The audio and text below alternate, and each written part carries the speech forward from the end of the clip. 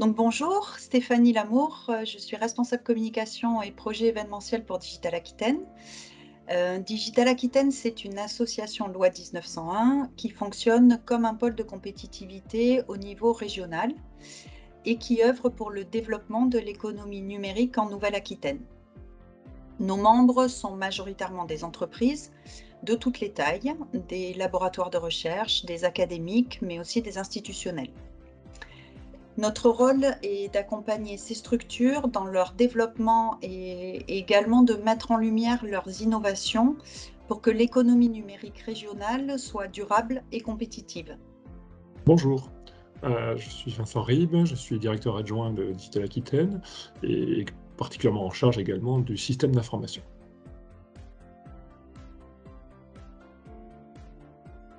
Digital Aquitaine regroupe 5 communautés que nous appelons des domaines d'excellence et qui correspondent à des dynamiques marché ou technologiques. Pour communiquer sur nos actions, nous utilisons beaucoup l'emailing. Chaque domaine d'excellence a par exemple sa propre lettre d'information mensuelle qui est diffusée sous sa propre marque à ses adhérents. Et Digital Aquitaine a également une newsletter avec une diffusion plus large. Nous diffusons également des notes de veille, des invitations, des flash infos sur des thématiques spécifiques. Au total, cela représente environ 140 emailing chaque année. Dans ce cadre, nous travaillons avec Doolist depuis 2019 et utilisions donc les plateformes Campaign et Welcome depuis cette date. Nous avions initialement construit nos listes marketing cibles à partir des données contacts de chaque domaine d'excellence et utilisions la fonction intérêt des contacts dans Campaign pour affiner les ciblages. Avec le temps, il devenait compliqué de ne s'appuyer que sur cette notion d'intérêt pour segmenter la base entre les différentes marques.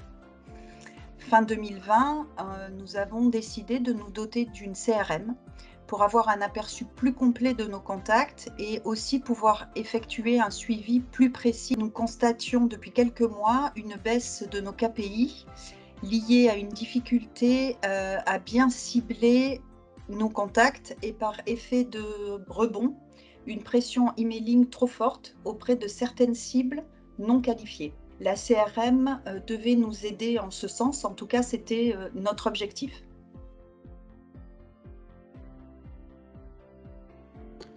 Alors les solutions que nous avons mis en place consistaient à choisir une CRM qui utilise les fonctionnalités de connectivité connues, que nous connaissions dans Campaign, et ensuite de faire un choix de répartition fonctionnelle entre la CRM et Doolist pour garder le meilleur de chaque outil. L'idée, c'était de confier à la CRM la gestion des contacts, de la segmentation et des ciblages, de garder la conception des contenus dans Welcome et de garder également, comme on l'a dit avant, la gestion des envois, des statistiques et des KPI dans Campaign.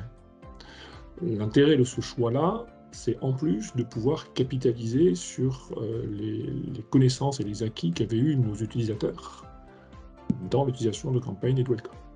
L'enjeu technique de ces choix était donc d'assurer un parfait alignement des contacts et des ciblages entre la CRM et Campaign. Donc pour ça, nous avons mis en place en fait 4 flux qui s'appuient sur les fonctionnalités de connectivité de Campaign et de notre CRM, c'est-à-dire les API, les webhooks, les accès FTP au serveur de test et de production de Doolist.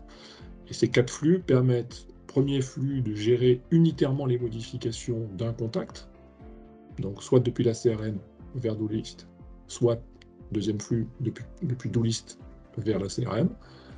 Un troisième flux qui permet de gérer les envois des ciblages depuis la CRM vers Campaign. Et enfin, un dernier flux qui, lui, assure le retour de comportement de chaque contact pour chaque envoi, c'est-à-dire les mails aboutis, le mail ouvert, le mail cliqué ou éventuellement le désabonnement de la personne.